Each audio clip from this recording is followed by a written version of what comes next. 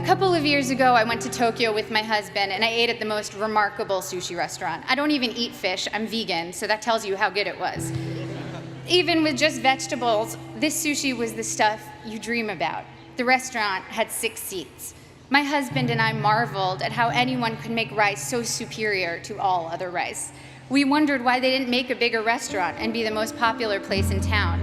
Our local friends explained to us that all the best restaurants in Tokyo are that small and do only one type of dish, sushi or tempura or teriyaki, because they want to do that thing well and beautifully.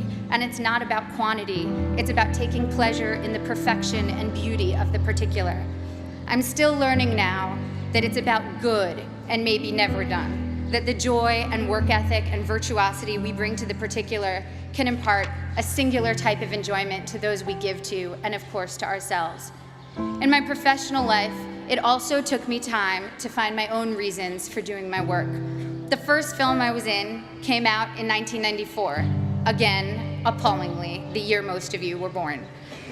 I was 13 years old upon the film's release, and I can still quote what the New York Times said about me verbatim. Ms. Portman poses better than she acts.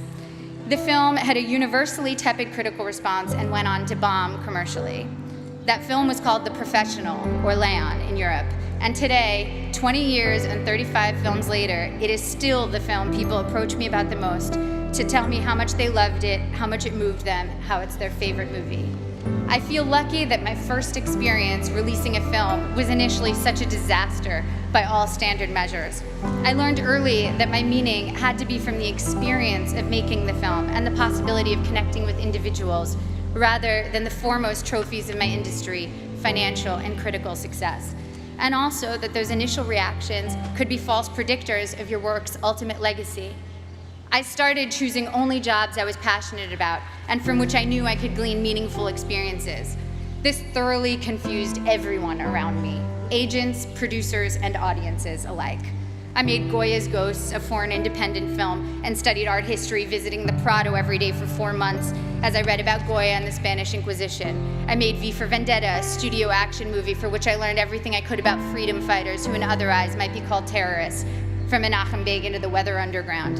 I made Your Highness, a pothead comedy with Danny McBride, and laughed for 3 months straight. I was able to own my meaning and not have it be determined by box office receipts or prestige. By the time I got to making Black Swan, the experience was entirely my own. I felt immune to the worst things anyone could say or write about me, and to whether an audience felt like going to see my movie or not. It was instructive for me to see that for ballet dancers, once your technique gets to a certain level, the only thing that separates you from others is your quirks, or even flaws. One ballerina was famous for how she turned slightly off balance. You can never be the best technically. Someone will always have a higher jump or a more beautiful line. The only thing you can be the best at is developing your own self. Authoring your own experience was very much what Black Swan itself was about.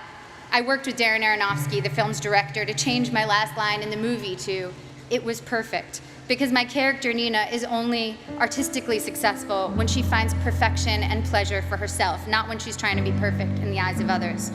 So when Black Swan was successful financially and I began receiving accolades, I felt honored and grateful to have connected with people. But the true core of my meaning I had already established, and I needed it to be independent of people's reactions to me. People told me that Black Swan was an artistic risk, a scary challenge to try to portray a professional ballet dancer. But it didn't feel like courage or daring that drew me to it. I was so oblivious to my own limits that I did things I was woefully unprepared to do. And so the very inexperience that in college had made me feel insecure and made me want to play by others' rules now was making me actually take risks I didn't even realize were risks. When Darren asked me if I could do ballet, I told him that I was basically a ballerina, which, by the way, I wholeheartedly believed. When it quickly became clear in preparing for the film that I was maybe 15 years away from being a ballerina, it made me work a million times harder, and of course, the magic of cinema and body doubles helped the final effect. But the point is, if I had known my own limitations, I never would have taken the risk. And the risk led to one of my greatest artistic and personal experiences, in that I not only felt completely free, I also met my husband during filming. Similarly, I just directed my first film, A Tale of Love and Darkness, and was quite blind to the challenges ahead of me. The film is a period film, completely in Hebrew, in which I also act, with an 8-year-old child as a co-star. All of these are challenges I should have been terrified of, as I was completely unprepared for them. But my complete ignorance as to my own limitations looked like confidence and got me into the director's chair. Once there, I had to figure it all out, and my belief that I could handle these things, contrary to all evidence of my ability to do so, was half the battle. The other half was very hard work. The experience was the deepest and most meaningful one of my career. Now, clearly, I'm not urging you to go perform heart surgery without the knowledge to do so.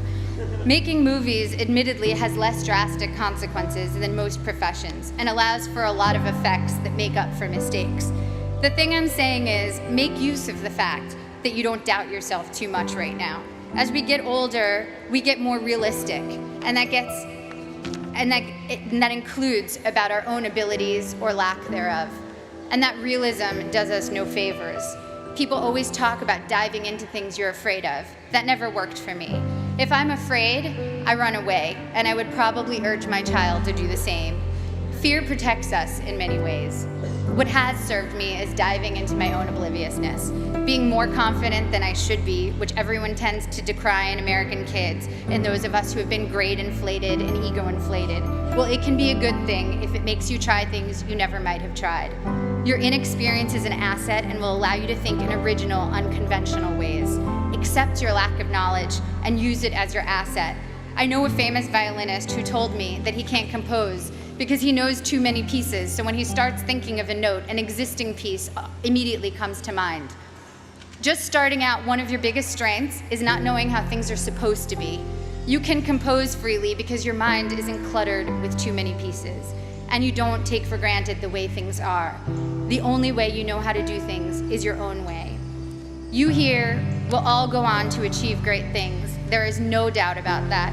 Each time you set out to do something new, your inexperience can either lead you down a path where you will conform to someone else's values, or you can forge your own path, even if you don't realize that's what you're doing.